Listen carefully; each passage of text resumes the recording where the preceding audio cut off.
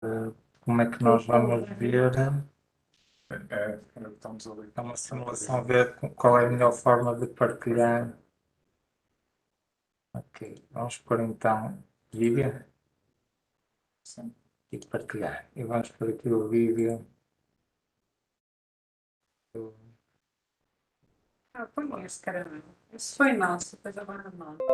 Se é aquilo que eu acho que é, porque eu acho que antes não usava o. Pois é, exatamente. Usa o. Não sei porque que agora lhe Good puseram. morning, everyone. I would like to thank the scientific and organizing committees for giving me the chance to present my work in this wonderful meeting. And I will now start my presentation, which I entitled Cracking the ERB2 Sugar Code in Gastric Cancer, a Bittersweet Functional Target. So gastric cancer represents an extremely widespread and lethal disease, being the fifth most incident and the third most lethal cancer type worldwide. And one of the reasons gastric cancer mortality is so high is that a great fraction of patients gets diagnosed at either locally advanced or metastatic stages of this disease, and this makes it impossible for surgical tumor resection with curative intent of being performed. And indeed, when we take a look at clinical outcome data, we see that for patients diagnosed with advanced stages of the disease, the 5-year relative survival rates drop quite dramatically. So over the past few decades, the human epidermal growth factor receptor 2, or ERB2, has been firmly established as one of central molecular drivers sustaining the neoplastic transformation of human tissues, in particular gastric cancer. This is a cell surface tyrosine kinase receptor that belongs to the EGFR family, and in homeostasis, these receptors are responsible for the highly regulated integration of extracellular stimuli, as you see here, under the form of soluble peptidic ligands. Once the ligand gets engaged with the extracellular region of the receptor, this triggers profound conformational rearrangements that will allow for the formation of cell surface dimers and the consequent activation of complex intracellular signaling pathways that will ultimately steer and direct the cell's transcriptomic program.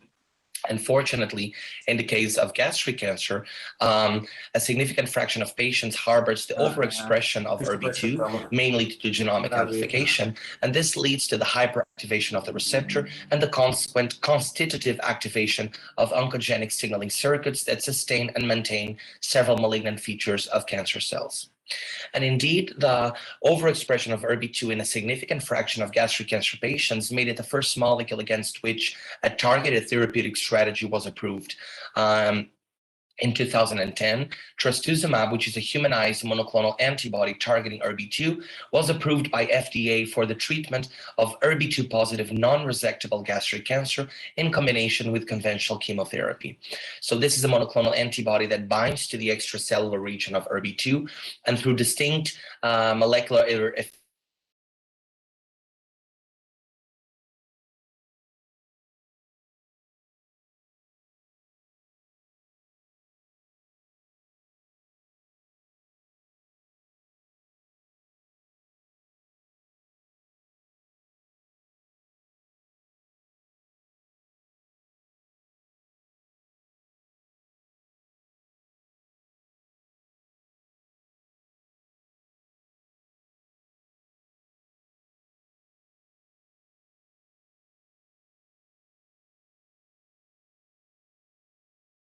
enzymatic addition of monosaccharide sugar building blocks, the ones you see here represented with these colors and shapes, to specific amino acid residues of a protein backbone.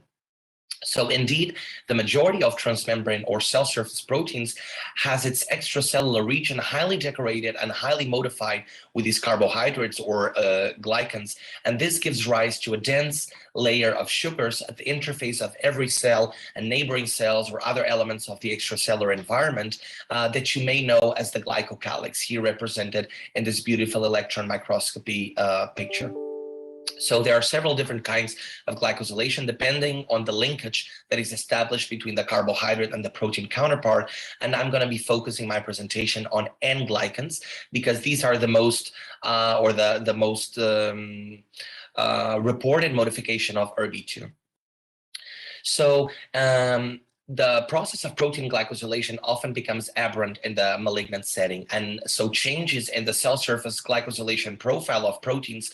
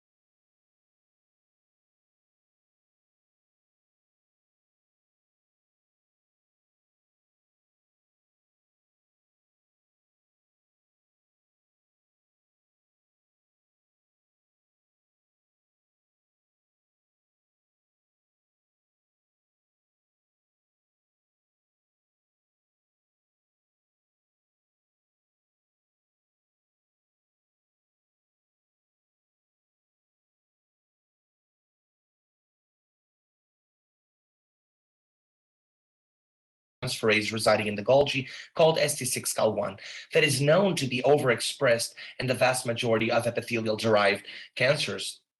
So the overexpression of ST6CAL1 leads to the hypercellulation of the cell surface proteins of cancer cells, and this sustains against several malignant features of these cancer cells. And so we became interested in further exploring the impact of this glycan signature in ERBB2 positive gastric cancer. So to that end, we used CRISPR-Cas9 technology to silence the ST6CAL1 coding gene in an ERBB2 amplified gastric cancer cell line. So we were able to obtain and isolate 3 independent isogenic single cell clones that we've used for all further experiments. We were able to confirm in total cell lysates the absence of ST6CAL1, and again using the SNA lectin, and even more importantly, we confirmed the absence of the ST6CAL1 glycan byproduct. So again, the alpha-2,6 linked sialylated species. So then we wanted to assess what global changes in cell surface glycosylation would occur after the silencing of ST6CAL1 in these cells. And so we conducted cell surface glycophenotyping of knockout and wild-type cells by flow cytometry using a panel of lectins and monoclonal antibodies, recognizing distinct types of glycan antigens that can be put at the end of N-glycan chains. And so we saw that upon the silencing of ST6CAL1, in parallel with the already observed disappearance of alpha-2,6 sialic acid from the cell surface, we observed an enrichment or an upregulation of alternative or competing glycan antigens. For example, another type of protein sialylation, which is the alpha-2,3 linked sialylated glycans. But even more astounding was the marked upregulation of highly fucosylated species, so N-glycan species decorated with another kind of monosaccharide, here represented with a red triangle, which is the neutral fucose. So basically, in the absence of ST6CAL1, other alternative or competing enzymes, namely fucosyl transferases, were modifying the cell surface glycosylated proteins with fucose residues. So we then also, of course, confirmed that the silencing of ST6CAL1 was specifically removing alpha-2,6 sialic acid motifs from ERBB2, and that the receptor was getting instead modified and enriched with multifucosylated species, as you see here. So we further conducted a mass spectrometry-based glycomic workflow to assess how the silencing of ST6CAL1 was reshaping the ERBB2 specific glycone. And you see here one of the examples of the species that we were able to analyze. This is an N-glycan decorated with alpha-2,6 sialylated glycans. And we see that you can only detect this species in the wild-type sample, in the wild-type ERBB2, and that this species is completely absent in all of the knockout clones. So after putting all this data together, and all of these species that we quantified together, we were able to confirm once again the absence of alpha-2,6 sialylated glycans from ERBB2, and that this was occurring in parallel with an upregulation of terminal fucosylated glycan species. So the same pattern that we observed for the whole cell was also happening in the specific case of ERBB2. And ERBB2 carries 7 distinct glycosylation sites, and these are placed in different locations of the receptor's extracellular region. So the ligand binding domain, the dimerization arm, et cetera, et cetera, et cetera. So then we used a glycoproteomic workflow, which is a bit different than the first one, so we could actually pinpoint the exact location in the peptidic sequence where these alterations were taking place. And so this is one example of the glycosylation sites that was most profoundly changed upon the knockout of ST6CAL1. So it's the asparagine 530, or the glycopeptide that carries this asparagine. And we see that in the wild-type glycopeptide, this location is heterogeneously occupied by different types of glycan structures. We have peak number 1 that corresponds to a glycan with 2 fucoses, peak number 2 that corresponds to a glycopeptide carrying 1 fucose and 1 sialic acid, and peak number 3, the one eluding last, that corresponds to a doubly sialylated glycan. And we see that for all the knockout clones, you can no longer detect peak number 3, so the one corresponding to the doubly sialylated glycan, that this glycopeptide is indeed getting modified instead with a duply fucosylated glycan species. And so we also use the MS2 spectra using different collision energies to precisely confirm the glycan structure that was occupying each glycopeptide. Here it's the same glycopeptide again, so asparagine 530. And we see that for the wild-type glycopeptide, we can very nicely detect the sialic acid diagnostic ion, and that this ion is absent in all of the knockout clones. So putting all this information together, we were able to map and assign thoroughly for the very first time the glycosylation profile of 5 out of 7 predicted glycosylation sites of ERBB2. It was nice to see at first that glycosylation sites 187, 259, and 124, they only carry high mannose types of glycans, which are these green ones that you see here, that cannot be modified or are not substrates for ST6Cal1. So it was nice to see that no big differences were being observed between wild type and knockout cells, but that instead the changes in glycosylation that we previously observed, so again, the selective replacement of silylated species by multifucosylated glycans, these changes were occurring specifically and were being highly restricted to 2 glycosylation sites, as you see here, that happen to occur within the ERBB2's trastuzumab binding domain. So in other words, ST6Cal1 specifically modifies the 2 glycosylation sites in ERBB2 that most closely interact with trastuzumab, and we thought this to be very interesting.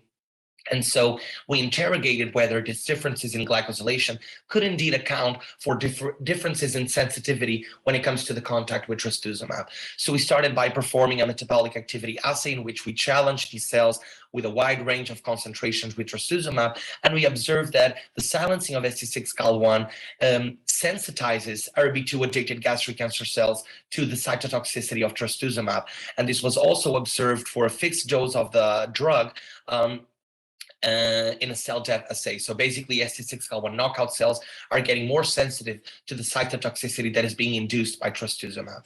And interestingly, we also observed that ST6Cal1 knockout cells, they suffer a more potent stabilization at the cell membrane of ERBB2, or they carry a more upregulated staining of ERBB2 at the cell surface only when they're challenged with trastuzumab, as you see here. So we also confirmed that ST6Cal1 knockout cells, when challenged with trastuzumab, are less able to sustain, to keep ERBB2 activation or the phosphorylation of the cytoplasmic tail once they're challenged with trastuzumab. It was also interesting to observe that the same was being true for EGFR, which is another receptor that belongs to the same family. And more interestingly, it is known to dimerize preferentially with ERBB2 at the cell surface. So these results were in line with the higher sensitivity that was being demonstrated by ST6Cal1 knockout cells in the presence of trastuzumab. So their inability of sustaining these oncogenic signaling pathways. And because glycosylation of cell surface proteins is known to be a key parameter regulating the membrane retention time and recycling rates of proteins, we also performed an assay to determine the membrane half-life of ERBB2 in knockout and wild-type cells, and we saw that the knockout of ST6Cal1 was indeed leading to a significant expansion of the ERBB2 membrane residence time when compared to the wild-type. We also conducted a biotinylation cell surface assay in parallel with a dimerization assay, and we observed that ST6Cal1 knockout cells were, when challenged with trastuzumab, or trastuzumab was inducing in these cells a more potent stabilization of ERBB2 containing cell surface homodimers when compared to the wild type. And these results are also in line with the most marked stabilization of ERBB2 at the cell surface that we observed by flow cytometry previously. So finally, we conducted an in situ proximity ligation assay to confirm the modification of ERBB2 with both cancer-associated alpha-2-3 and alpha-2-6 types of silylated glycans in a series of gastric carcinomas histological sections. So basically, the PLA assay measures the molecular proximity between 2 target molecules, and it gives rise to this beautiful punctuated signaling that then can be detected by bright field microscopy. And so we were able to confirm indeed that ERBB2 in gastric cancer clinical specimens is modified with this highly cancer-associated glycan epitopes. And we believe this to be of extreme clinical relevance because it indicates that the herein identified molecular mechanism of resistance, it may also be at play in ERBB2 positive tumors. And so because of this, we are currently pursuing these in vitro findings and validating them in large independent cohorts of gastric cancer clinical specimens.